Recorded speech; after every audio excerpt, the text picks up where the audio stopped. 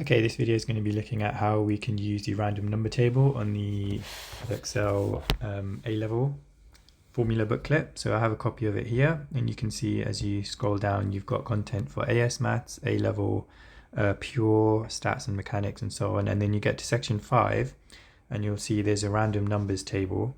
And this is on page 38. So let's have a quick look at how to use this table. One of the reasons you have a random number table is human beings are not very good at picking random numbers. If I ask you to pick a number between 1 and 10, most people pick the number 7. Right, so here is your table.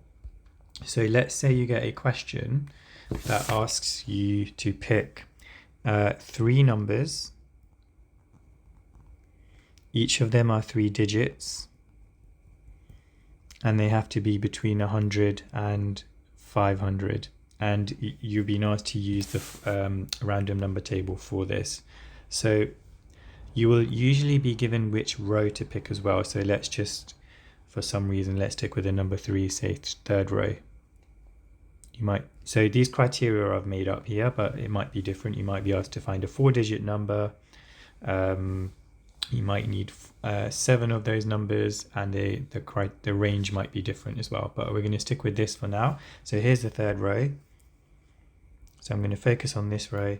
Now the gaps between the numbers don't actually mean anything. So this isn't necessarily 86 and 13 and 84 and 10 and so on, unless we're looking at 2-digit numbers.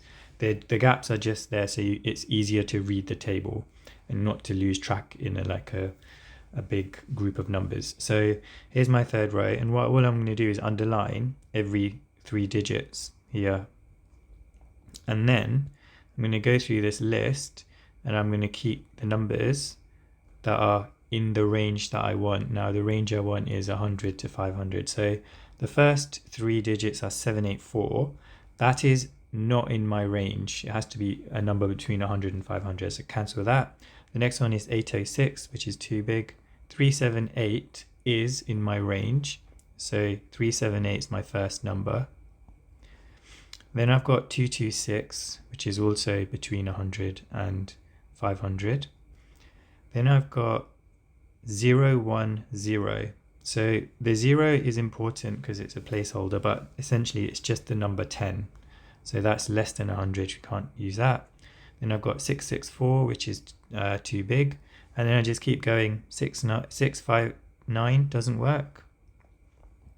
Then I've got 441, which does work. So the next number is 441. So my 3 numbers are 378, 226, and 441. And I've used the third row. That's how you use the random number table for the A-level. Hope that was useful. Smash the like button.